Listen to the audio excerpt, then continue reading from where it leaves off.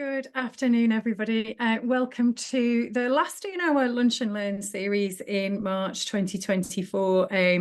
We are here today for 30 minutes. I'll do some introductions, agenda and housekeeping in a second. I can see some people are joining. So we're here to chat about feedback today, the feedback process in public procurement. So welcome, everybody. We've got 30 minutes set aside. My name is Gillian Askew. You might have attended one of Go for Growth's webinars or workshops before, so you might be familiar with me. For those that aren't, I'm one of 3 co-founders and a director of Go for Growth, and it's my pleasure to be hosting this session on feedback today.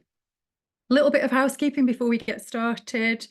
So the session is being recorded today. A copy of the recording will be emailed to you along with a copy of the slide deck, hopefully before the end of play tomorrow, before we break up for the Easter bank holiday weekend. Also, the video will be available via our YouTube channel in our Bid Skills playlist, so you can find it there. As always, on Zoom, there is a chat function and a Q&A function. Feel free to use both. They are both enabled today. I have got some time set aside for Q&A towards the end of our Lunch and Learn session today, but feel free to ask questions as you go. I will either try and answer them as we hop along, or I'll answer them at the end or as they come up. If you can put questions in the Q&A, that would be helpful, but I will keep an eye on both chat and Q&A. If you do want to say hi and introduce yourself, you can do that through the chat function. Just make sure it's set to who you want to see that, whether it's hosts and panelists, I think, or everyone. But both of those things are there for you. So please do feel free to use them.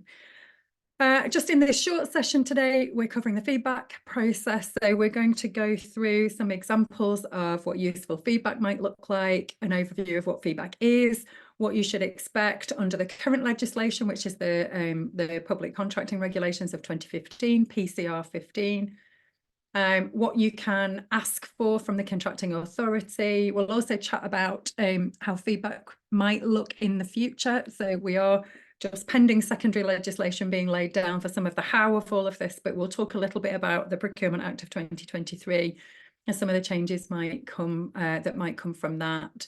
And we'll also just discuss what to do if you're not happy with either the outcome of a procurement or if you think the process hasn't been run appropriately, and where you can go to get support both now and under the Procurement Act of 2023.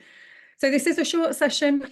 One of the things to say is that if you do want more detail, our contact details are at the end of the slide deck. So you can always book a one-to-one chat with either myself or one of my colleagues if you want to go into a little bit more detail, or if you've got some specific support that you need for your own development in terms of your organisation, personal development, or if you're working on a procurement and want to chat anything through. Please don't feel that today is just it. You can always come to us for some more detailed support as well. So those details will be at the back end of the session. So feedback, and forgive me if some of this sounds really obvious, but after almost every competitive procurement process, especially where that's over threshold, and I'll give you the thresholds in a second, you will obviously be notified of the outcome, whether you're successful or unsuccessful. But what you should also get is some fairly decent quality feedback to accompany that outcome. So let me tell you what the thresholds are to start with, then we'll talk about what feedback, the process that it plays, or the role that it plays, and what good detailed feedback might constitute. So there are 2 types of thresholds in the public sector: the central government thresholds, and then there's wider public sector thresholds. So the wider public sector for supplies and services, the threshold where the regulations kick in is £214,904. That's inclusive of VAT.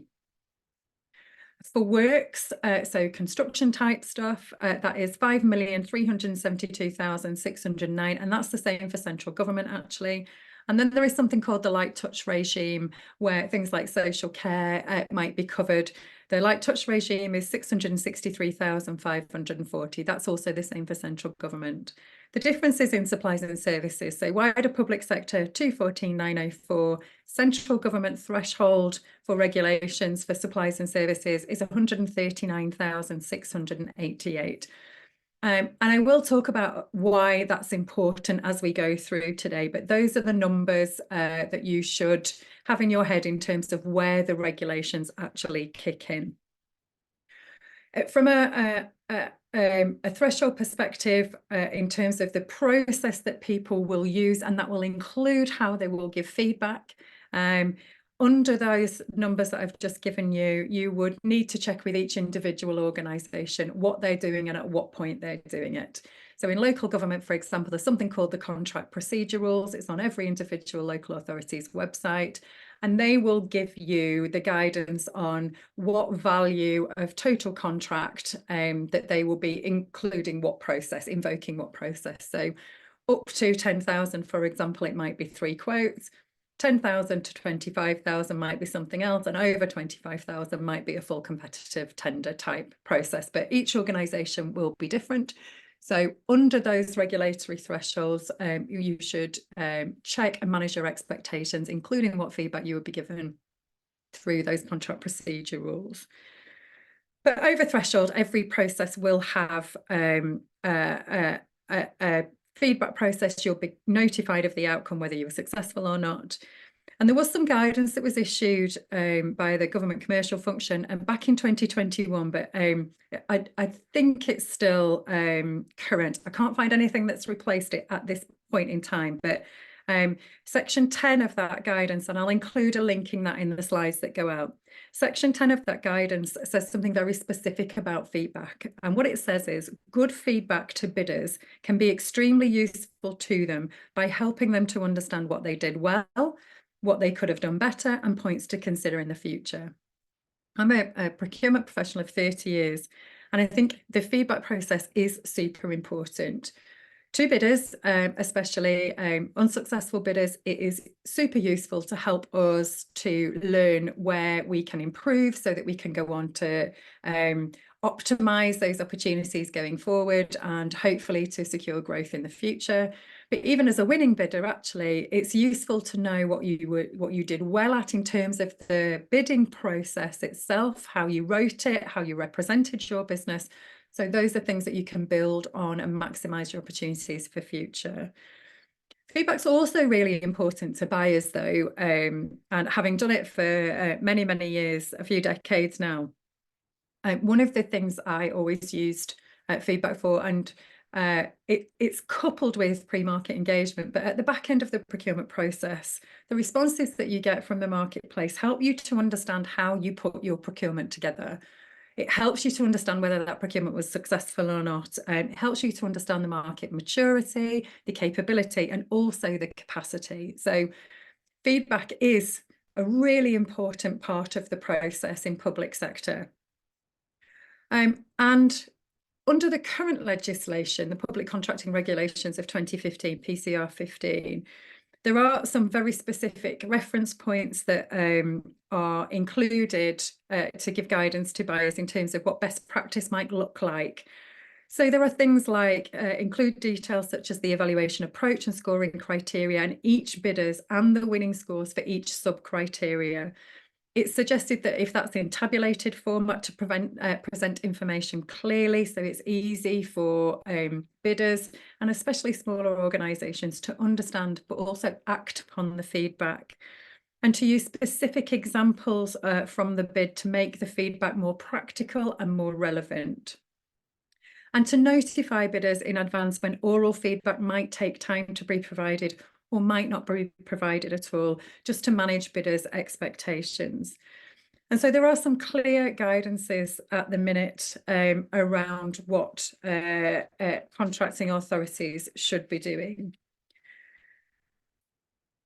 I think in terms of feedback, the Procurement Act, and I'm going to come to the Procurement Act, it will be positive because things are changing. So there's a real drive for more transparency and more detail. And so I think what's coming in the Procurement Act, and we'll see a little bit more about the how of that over the next few months, but there should be some really useful changes.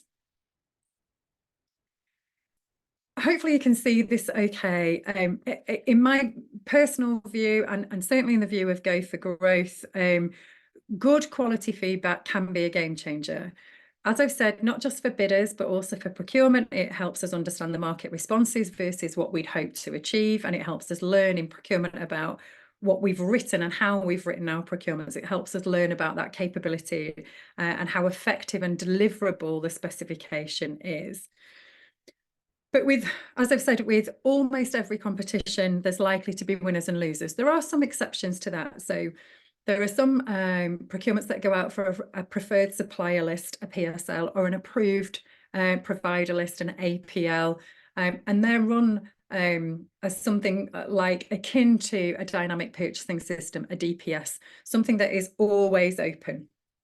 So if you are applying for to join an APL, an approved providers list, a preferred supplier list, or a dynamic purchasing system, then actually, even if you are not successful the first time around, you should still get your feedback, and then you can reapply for those things.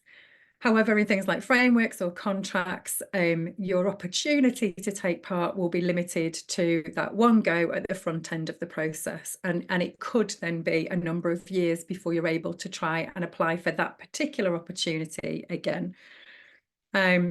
For all organisations involved, especially micro and small businesses, it's our view that it's critical that the feedback process can be used effectively to enable that learning and improvements to be made to apply for those future opportunities. So it might be 4 years before you could go for that particular opportunity in that particular client, but there may be a similar opportunity with another contracting authority in a location that works for you, where you're learning from that particular process is useful for you to take into that next opportunity.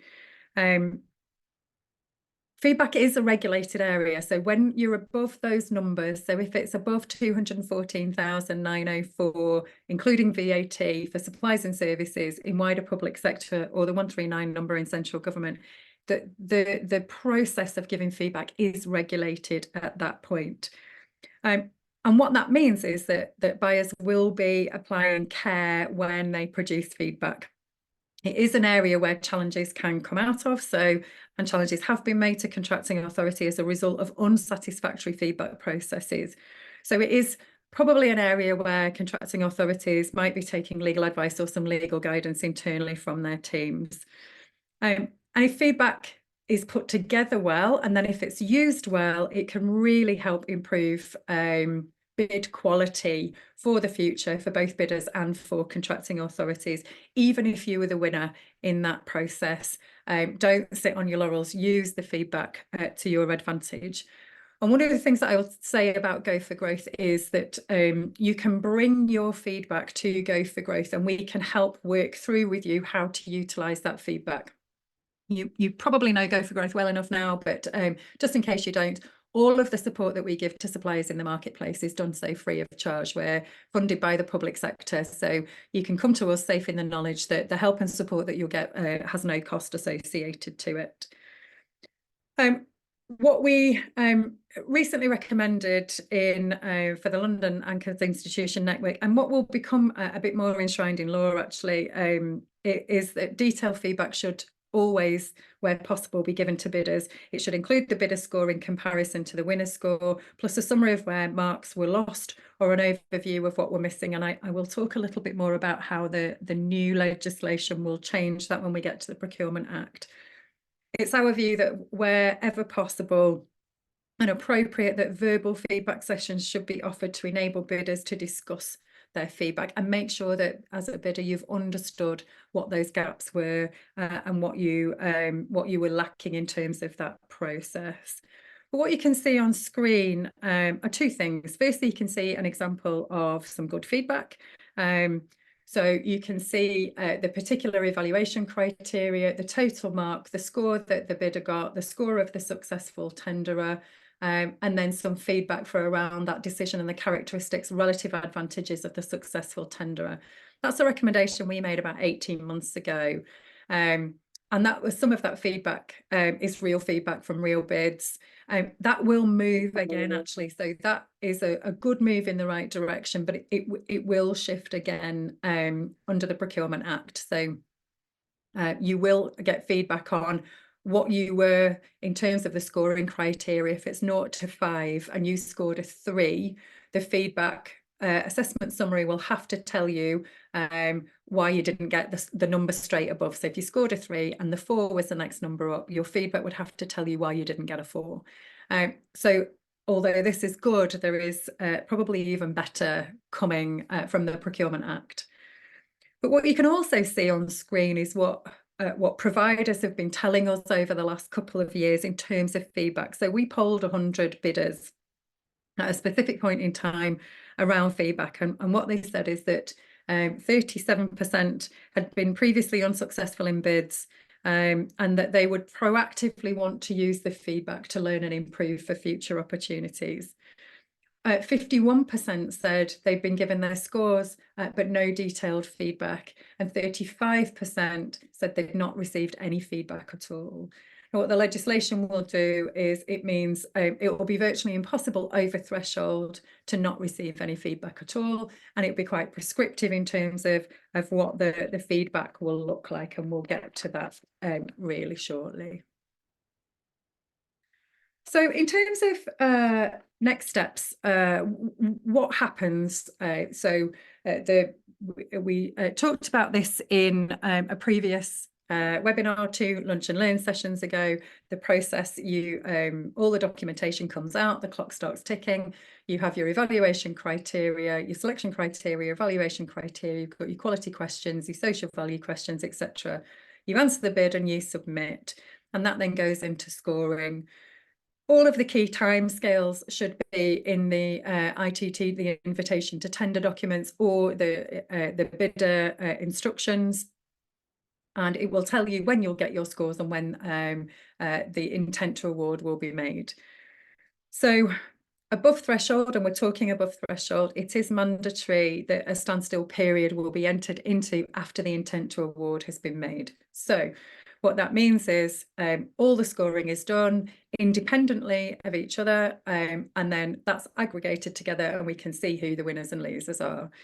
The letters have to go out to the successful and unsuccessful bidders before the intent to award has been made, before the contract award notice is published. And this is your time to challenge if you want to. And the standstill period, as it stands at the minute, is 10 clear calendar days. The public sector can't award on a bank holiday or a weekend, so the award date should be a weekday that isn't a bank holiday. And it's usually triggered by the contract award notice. In practical terms, what does it mean to be unhappy with the results? So what I don't mean is that we are just a bit fed up with it and we're sad that we didn't win, and all of those things are right. But what we really mean in terms of we're unhappy with the result is that when you've looked at your feedback, you disagree with it and think that you have evidence to substantiate why your score should have been different, or if you believe that the process actually hasn't been run fairly and transparently. So generally speaking, those are the things that you would be able to feedback on. If you have a query over the feedback, you can do that in the standstill period as well. And you'll be doing all of those things through the procurement portal that is being used. So if that was a local authority in Yorkshire and the Humber, for example, that would be through the Your Tender EU Supply system. If that was the NHS in London, that might be Atomis, for example. In the Northwest, that would be the chest. But whatever the portal is, you will be signalling your challenge through a letter or through an email or whatever, but through that procurement portal. The standstill period, you might hear it called something called the Alcatel period. We don't hear it too much anymore, but effectively It was known as the Alcatel period from a couple of linked European cases, but I hear that less and less now. So you normally hear it referred to as the standstill period. You do also have something at the minute called the PPRS, which is the Public Procurement Review Service. That will become the Procurement Review Unit under the new legislation. But in effect, it's one of a range of measures designed to make sure that public sector is easier to work with, helping suppliers, especially small to medium enterprises, voluntary sector, etc. It's all about levelling the playing field for those who want to supply the government. And the role of PPRS, as it stands at the minute, is to investigate public sector procurement processes and highlight improvements that could be made for buyers. It's a free of charge service for suppliers to use, and it can help small businesses who feel they might have been treated unfairly during a tender, or if they have concerns about the conduct of a procurement process. The work of PPRS can lead to live procurements being adjusted or recommendations being made to contracting authorities, leading to improvements in the way that government sources goods and services in the future. And it also handles cases concerning late payment of valid and undisputed invoices in the public sector. So there are tools that are there to ensure that procurement in the public sector is run well. The PPRS will change to something called the PRU, the Procurement Review Unit. It has a similar remit in lots of ways. It's designed to enhance oversight and improve practices in public sector procurement, and it does have or it will have, when it's enforced, the power to investigate and enforce compliance recommendations. Recommendations that are made by the PRU will be reviewed by an independent panel. So it feels like it is PPRS, but with more teeth, actually. So you do have somewhere to go if you are unhappy with the feedback that you've got and the process that has been run. In terms of the Procurement Act, so everyone's talking about the Procurement Act all of the time at the minute. You'll probably be aware that it is due to come into force from October 2024. There are some significant changes regarding how contracting authorities have to give feedback to buyers. And it's all about a requirement for more transparency, and it's really driving to provide more detailed feedback to bidders. So after the award decision, instead of a notice detailing characteristics, advantage of the winning tender, what contracting authorities have to do is provide an assessment summary to all bidders. As it stands at the minute, this summary is meant to offer more robust feedback by detailing the evaluation of each tender against the award criteria, including a comparison to the winning bid. So that approach will help bidders understand the decision-making process better and should lead to more thorough evaluations. And as I said, what you will get if the scoring criteria say 0 to 5, and as I said, if you score a 3, your assessment summary will tell you why you didn't score a 4. So the next number above will be included in the assessment summary also.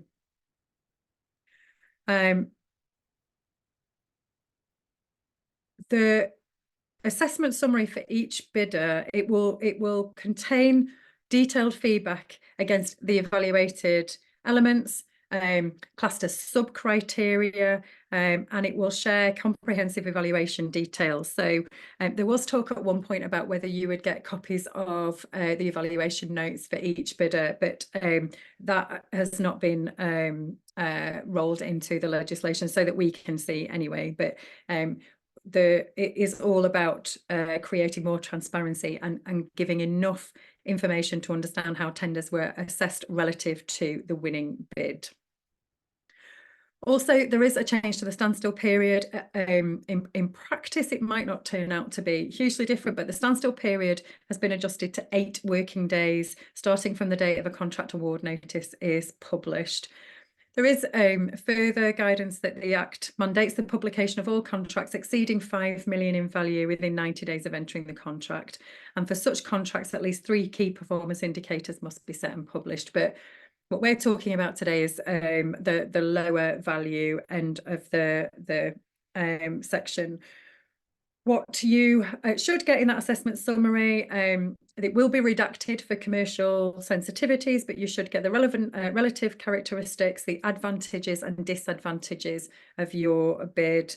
And then there will be a mandatory contract award notice after the assessment summaries are issued, and that's what will start the standstill period. And so the final thing to say before I open up for questions is that was a bit of a whistle-stop tour on feedback. We know that it can feel hard and isolating to be bidding and trying to grow your business on your own. Go for Growth is here to help. You can get some details of our events using that events and workshops link. There is also the Go for Growth Public Sector Supply Ready accreditation, which is the PSSR that you can see on the bottom right-hand side. That will help you prepare for public sector opportunities. And what we are doing at the moment, which is new, there are lots of knowledge drops, and I'll include a link in the slides for suppliers and for contracting authorities on the procurement legislation that comes into force later.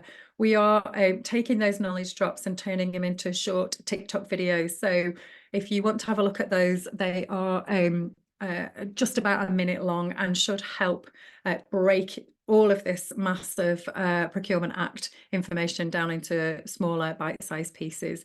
You can always get in touch with myself and my colleague Lauren, and you can book directly into our calendar as well.